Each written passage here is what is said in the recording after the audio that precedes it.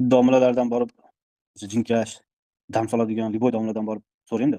Domla menga folbinlarni sehri o'tmasligi uchun, menga sehr jodu bo'lmasligi uchun, menga jin kirib ketmasligi uchun nima qilishim kerak desangiz, nima deb javob beradi? Nima deb javob olgansiz shu kungacha aka?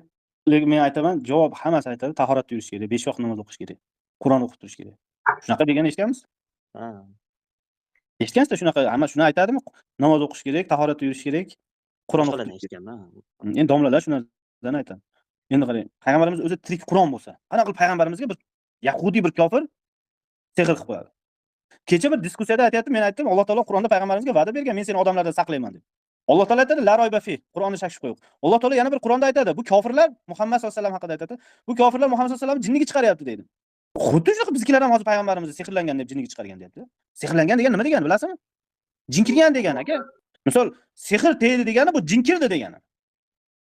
Mana ashi odamga jin tavba qil, hech qachon payg'ambarimizga jin kirmagan. Qur'onda aytadi, la royba fi, Qur'onda shak shubha yo'q. Kofirlar nimaga payg'ambarimizni jinni degan, majnun degan? Chunki payg'ambarimizni jinniga chiqarishsa Qur'onga shubha paydo bo'lishi oson bo'ladi. Yana uyalmasdan payg'ambarimizga sehrni asoratlari ko'ringan deydi. Qanaqa bo'lib ko'ringan? Menga aytchi, nima ta'siri bilan payg'ambarimizda sehrning asoratlari ko'ringan? Jin kirgani uchun ko'rinadimi? Bizgilar ko'pchilik mana shu so'zga e'tibor bermaydi. Payg'ambarimizga sehr bo'lgan, sehr jodu qilib qo'yishgan. Qanaqa bo'ladi sehr jodu desangiz, jin kiradi degan. Boshqa varianti yo'q. Jin kiribsa, endi odam o'zini kontrolini yo'qotadi. Bu payg'ambarimiz sehrlangan degani, bu payg'ambarimizga ana shu yahudiy kofirlar jin jo'natib kirgizishgan ichiga degani. Nauzu billahi min zalik. G'irt Qur'onga zid, payg'ambarimizga tuhmat. Lekin ash domla sizga sehr bo'lib qoldimki, siz astag'firulloh dedi, men Qur'on yodlaganman dedi. Men namoz o'qiyman dedi, taqvoda yuribman dedi. Sira u mumkin emas dedi men. O'zi kasal bo'lsa, u doktorga, vrachlarga borib lecheniya qilgizadi. Lekin oddiy xalq yoniga borsa, ha sizga jin kiribdi, bu bo'pti, ha deb. Endi o'zlarini mana shu biznesini himoya qilish uchun payg'ambarimizga yahudiylar qilgan tuhmatni qiladi. Buni Qur'on aytayapti. Kofirlar aytadi Muhammadni sallallohu alayhi vasallam ichiga jinni deb degan. Bu kofirlar aytadi, ya'ni sehrlangan. Majnun degani jinni bo'lib qolgan, ya'ni ichiga jin kirib qolgan, ya'ni sehr jodu qilingan odamni majnun deyiladi.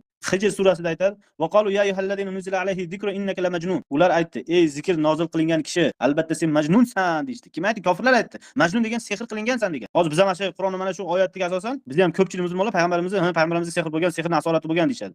Sen kimning so'zini aytyapsan? Yana ana shular ko'proq musulmonda biz aytar astag'firullah, sen kufr keltiryapsan. Ha payg'ambarimizga ichiga jin kirgan deyishlik kufr emas ekan. Men aytyapman, yo'q, payg'ambarimizga hech qanaqa jin kirmagan. Rasululloh sollallohu alayhi vasallamga hech qanaqa sehr bo'lmagan.